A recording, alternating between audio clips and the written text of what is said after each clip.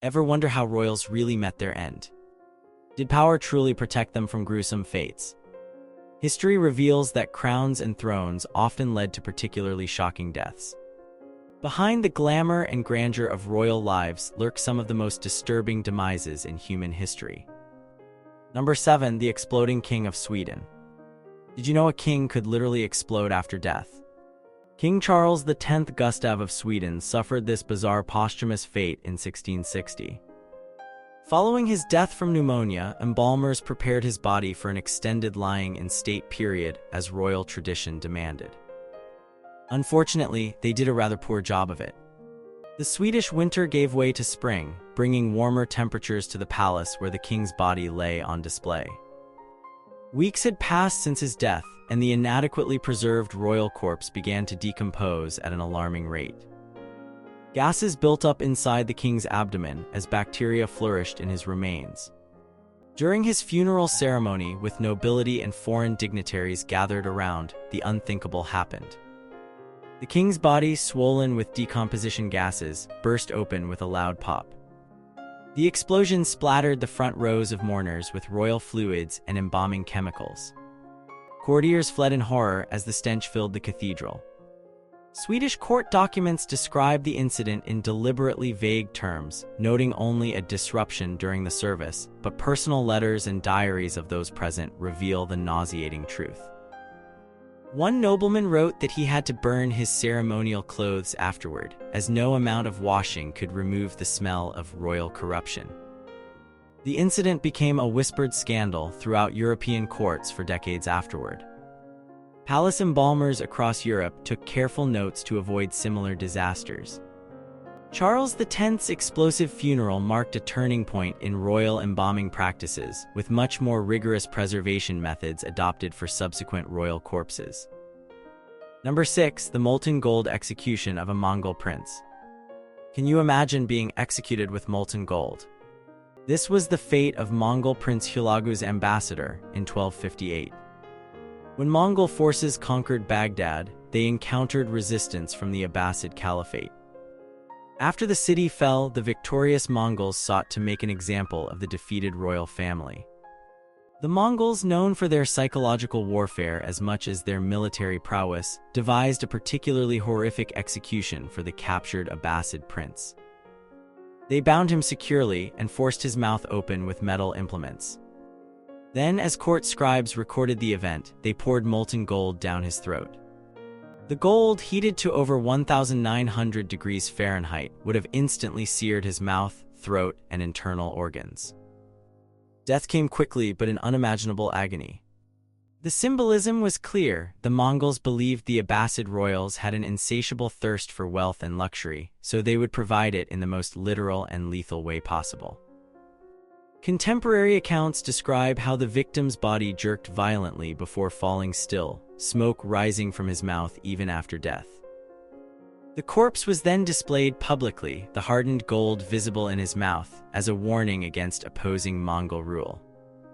This method of execution, while rare, appears multiple times in historical records across different cultures and eras.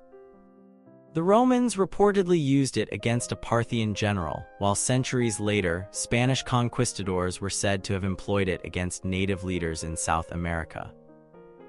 But this particular instance against an Islamic prince stands as one of the most well-documented cases of this gruesome execution method. Number 5. The mysteriously preserved Tsarina. What happens when a royal corpse refuses to decompose? In 1803, the remains of Russian Tsarina Maria Feodorovna were exhumed decades after her death, revealing a bizarrely well-preserved body that sparked rumors of the supernatural.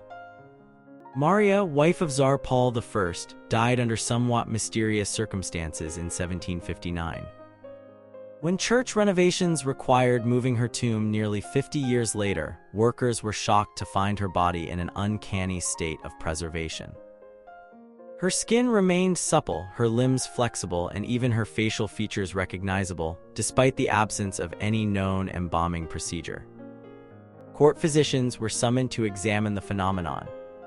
Their reports described flesh with the consistency of wax, yet maintaining the appearance of life.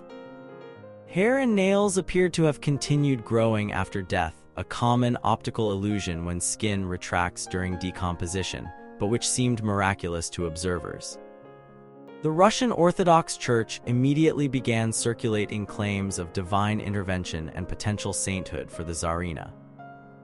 Political factions used the discovery differently, with some suggesting her preservation indicated heaven's blessing on the Romanov dynasty, while others whispered about dark magic and unholy pacts.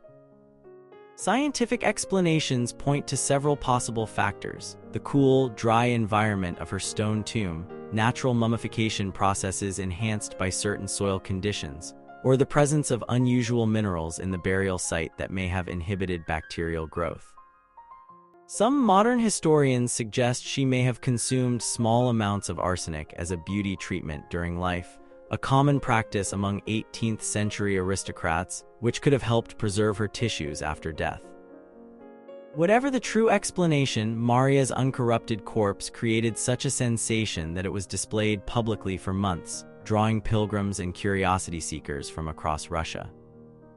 Eventually, Orthodox Church authorities ordered the body reinterred with additional religious ceremonies befitting what many considered a miracle.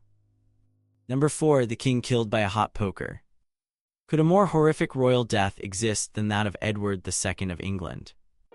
In 1327, this deposed king suffered what might be history's most infamous regicide murder by red-hot poker inserted through his anus to leave no external marks of violence. Edward's reign had been troubled from the start. His close relationships with male favorites, particularly Piers Gaveston and later Hugh Despenser, sparked outrage among nobles. These relationships, possibly romantic in nature, combined with military failures and accusations of incompetence, led to his wife Isabella and her lover Roger Mortimer organizing a successful rebellion.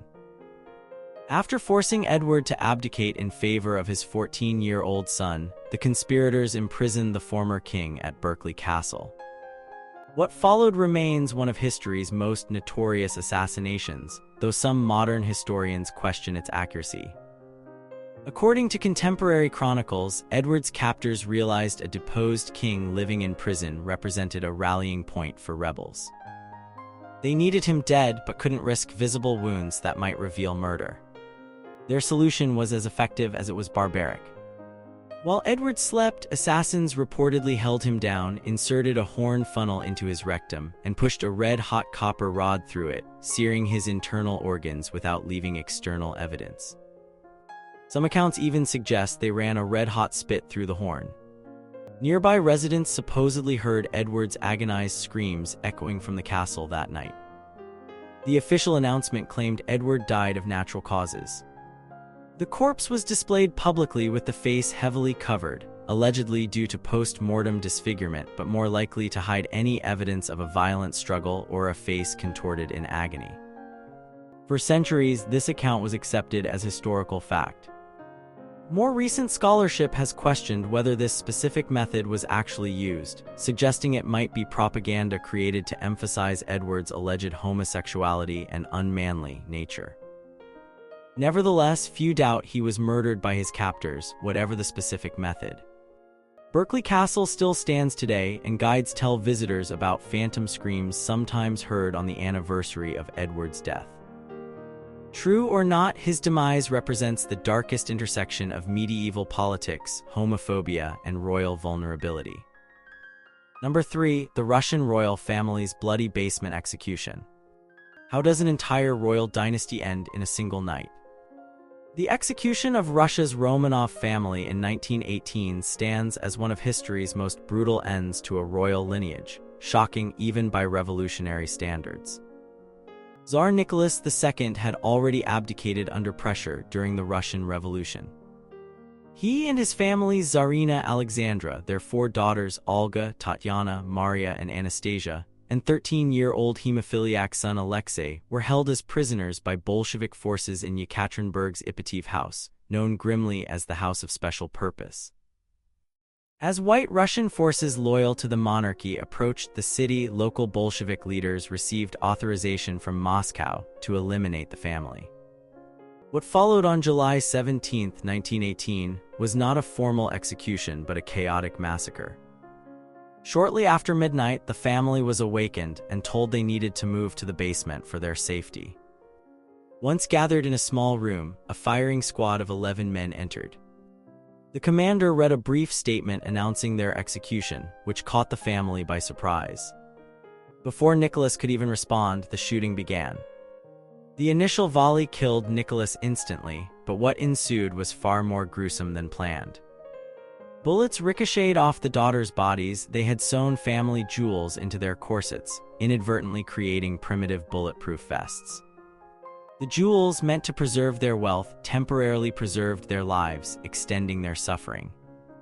The executioners, increasingly panicked and drunk, resorted to bayonets when bullets proved ineffective. Young Alexei, still conscious despite multiple gunshot wounds, was finished off with 2 shots to the head. When some of the daughters showed signs of life despite multiple wounds, executioners stabbed them repeatedly with bayonets and rifle butts. The aftermath was a bloodbath. According to testimony from the executioners, the room was ankle-deep in blood and smoke. The bodies were stripped of valuables, loaded onto trucks, driven to an abandoned mine shaft, doused with sulfuric acid to prevent identification, and buried in a shallow grave. For decades, the precise location of the bodies remained unknown, fueling rumors that some family members, particularly Anastasia, might have escaped. In 1991, their remains were discovered, and DNA testing confirmed their identities. The Russian Orthodox Church canonized the family as martyrs in 2000. The basement room where they died is now a pilgrimage site, with visitors often commenting on the palpable heaviness of the atmosphere, even though the original house was demolished by Soviet authorities in 1977. Number 2. The king who ate himself to death. Could a king actually eat until his body burst? While Adolf Fredrik of Sweden didn't technically explode, his 1771 death from extreme overeating represents perhaps history's most gluttonous royal demise. Adolf Fredrik wasn't known as a particularly remarkable king during his 20-year reign. Sweden's monarchy had limited power by this time, with the real authority resting with parliament. Perhaps this frustration contributed to his one notable characteristic, an extraordinary appetite. On February 12, 1771, the king sat down to his final meal, which contemporary accounts describe in astonishing detail. He began with lobster, caviar, sauerkraut, smoked herring, and champagne.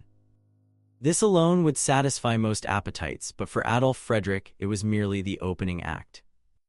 The main course consisted of Kalbskopf, a German dish of deboned calf's head, more herring, vegetables, and additional bottles of champagne.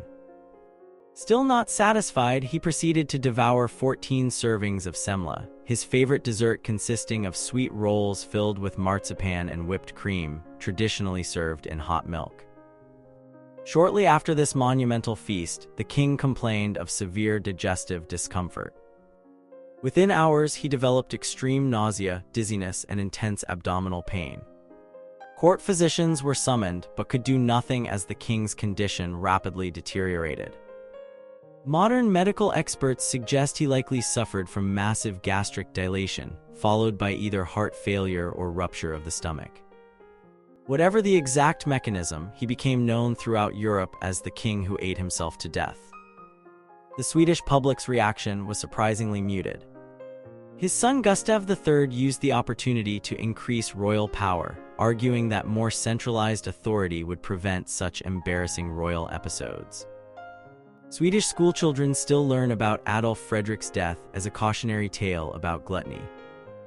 Every February 12th, some Swedish bakeries commemorate the anniversary by selling extra-large semlor, though customers are firmly advised against attempting to match the king's 14-portion record. The royal dessert spoons used during his fatal meal remain on display in Stockholm's royal treasury, silent witnesses to one of history's most unusual royal deaths. Number 1. The Princess Who Turned Blue. What happens when fashion literally kills royalty? Princess Barbara Radziwiłł of Poland discovered this in the most horrific way possible, as 16th-century beauty standards led to her agonizing death by cosmetic poisoning. Barbara, renowned for her porcelain complexion, married King Sigismund II Augustus in 1547 against significant political opposition. Determined to maintain her beauty to secure her position, she adopted the most effective beauty regimen known at the time, a face powder with a base of white lead, known as ceruse. This toxic cosmetic, favored by aristocratic women across Europe, contained lead carbonate that provided a fashionable pale complexion. Users were unaware of the cumulative poisoning that occurred as the lead absorbed through their skin and entered their bloodstream. Barbara applied the powder liberally daily, often sleeping with it on and adding fresh layers without removing the old. She also consumed beauty tonics containing mercury and arsenic compounds, believing they would enhance her complexion from within. Within 2 years of her marriage, Barbara began experiencing mysterious symptoms. Court physicians documented her complaints of headaches, abdominal pains, and trembling hands, classic signs of lead poisoning. Her gums receded and turned black, while her teeth loosened and fell out. Most disturbing was her skin's transformation. Despite using ever thicker layers of white powder, her underlying complexion developed a grayish-blue tinge, a condition called argyria from silver compounds in her cosmetics, combined with the pallor of lead poisoning. Court documents describe how the once beautiful queen began isolating herself, receiving visitors only in dimly lit rooms where her discoloration would be less noticeable. Her mental state deteriorated alongside her physical health, with episodes of confusion, paranoia, and hysterical crying. In 1551, just 5 years after her marriage, Barbara died in excruciating pain. Autopsy reports describe her internal organs as discolored and her body emitting a metallic odor. Her skin, when the layers of makeup were removed, had a distinct blue-gray color that horrified attendants. King Sigismund was devastated and never remarried. He kept her cosmetics as relics, not realizing they were the instruments of her destruction.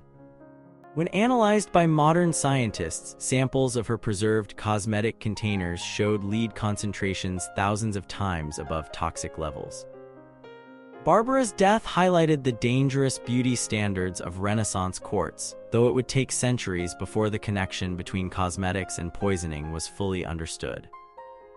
Her blue-tinged corpse became a whispered cautionary tale among Polish nobility, though ironically, many continued using the same toxic products that killed her. Did you know how vulnerable even the most powerful royals were to horrible deaths? Can anyone truly escape a gruesome end, regardless of wealth or status? Perhaps royal deaths fascinate us precisely because they remind us that under crowns and robes, monarchs faced the same human frailty as their subjects, only often in more spectacular and documented ways. Behind every royal portrait lies a body that eventually failed, sometimes in ways too terrible to imagine. What grisly royal demise from history will researchers uncover next?